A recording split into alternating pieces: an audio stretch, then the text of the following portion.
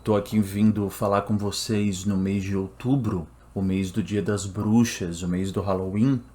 Então eu vim aqui com uma história um pouco sombria e misteriosa sobre um livro que a gente poderia dizer que foi meio amaldiçoado, envolvido em alguns casos estranhos. Vou falar um pouco disso com vocês. Vamos lá. Apesar de esse livro aqui ter sido escrito no século XI da nossa era, a nossa história vai começar no início do século XX, lá por 1909, por aí, final daquela década. Vocês sabem que por muito tempo os livros eles foram um objeto luxuoso.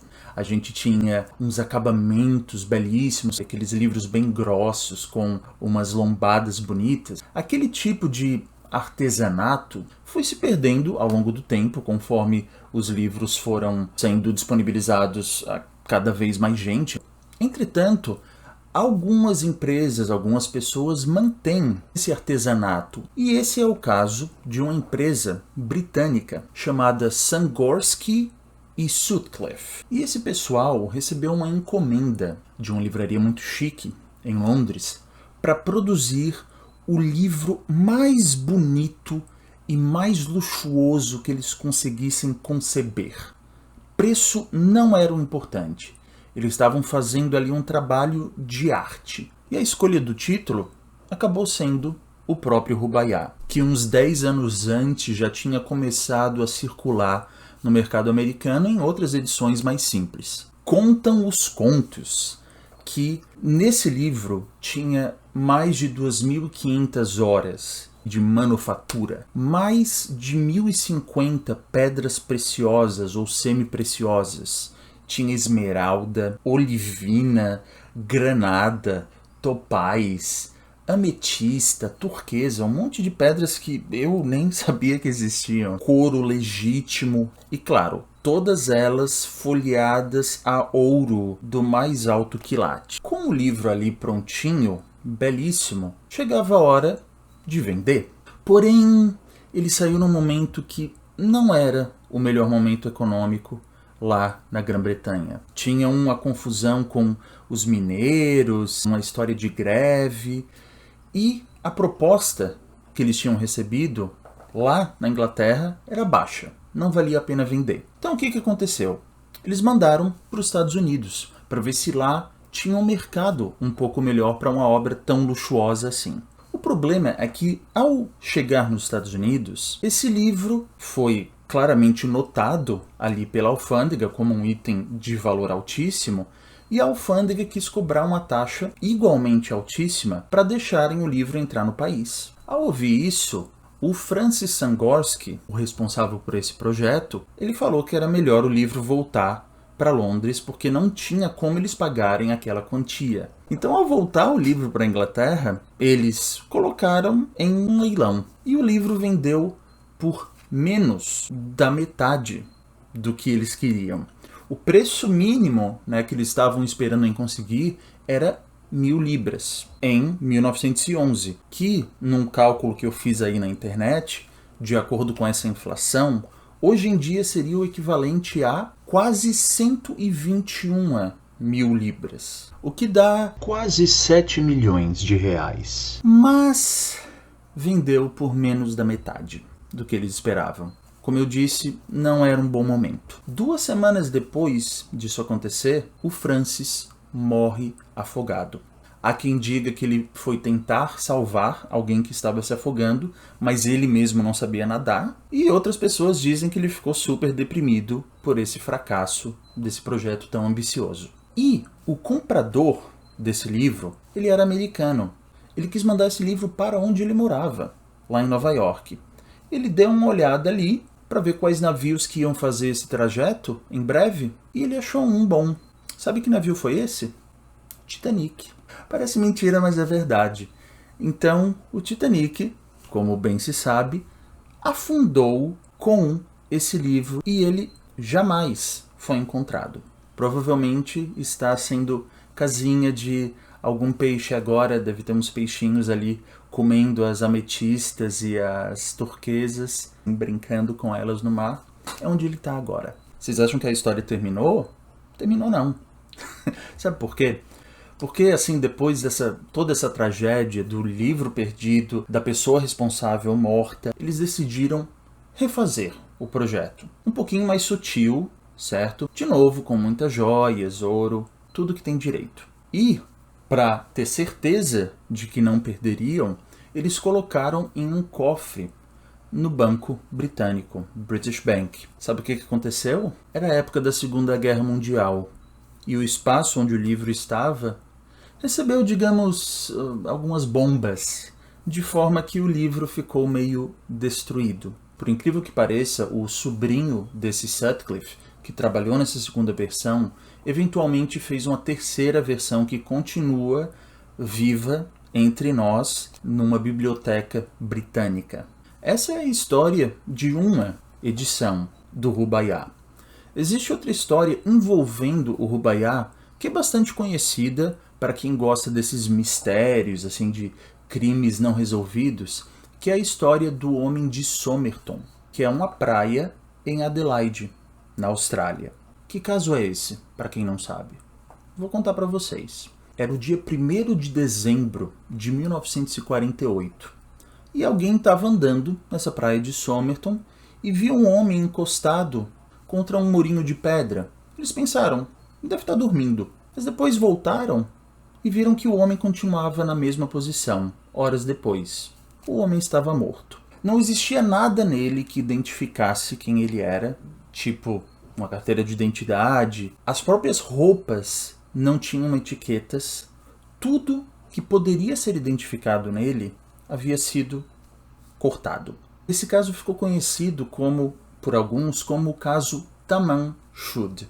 Por quê? Na calça que ele estava usando, tinha costurado dentro do bolso um pedacinho de papel escrito Taman Shud, que é o fim, ou está acabado, tirado justamente de uma edição do Rubaiyat.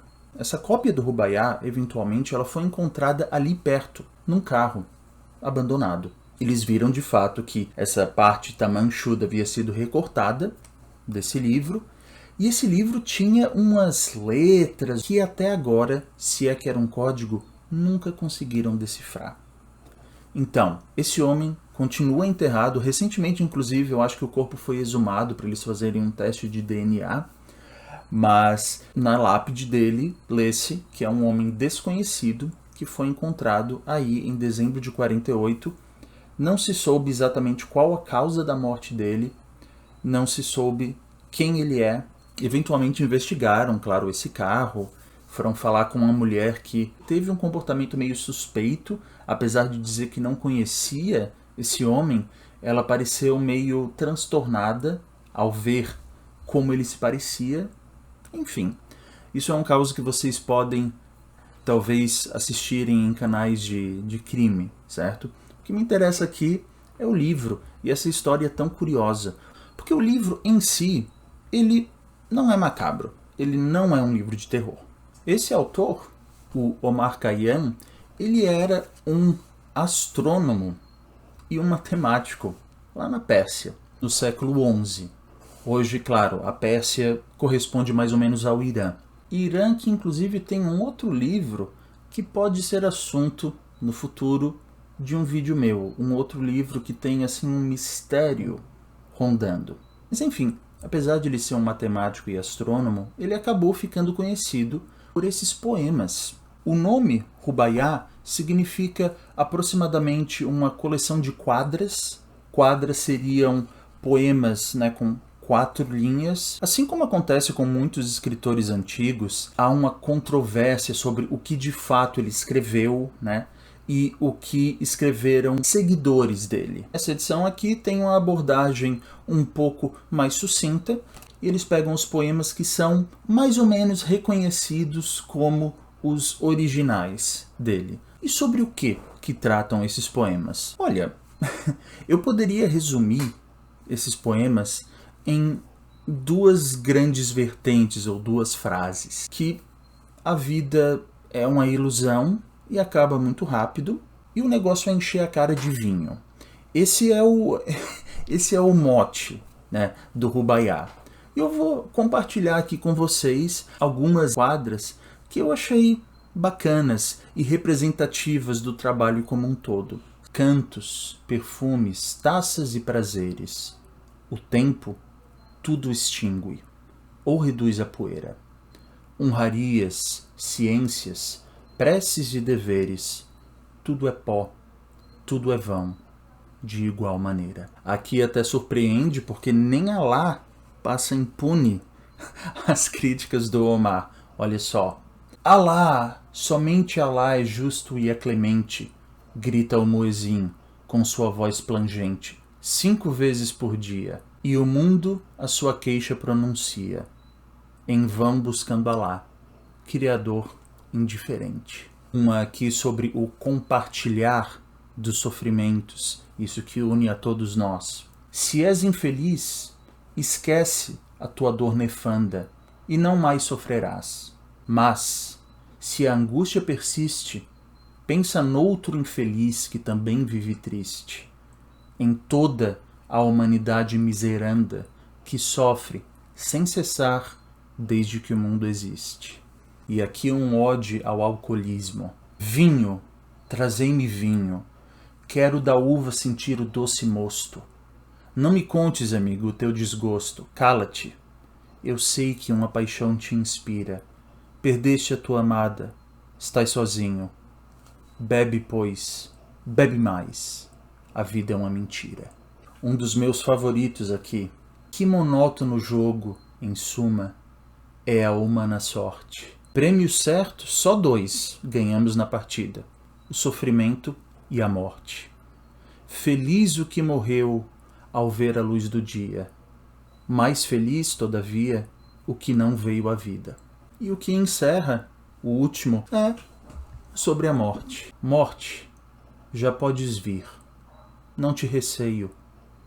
Não me inspiro viver, cuidado ou zelo. Se a vida foi um bem, aproveitei-o. Se foi um mal, não sentirei perdê-lo.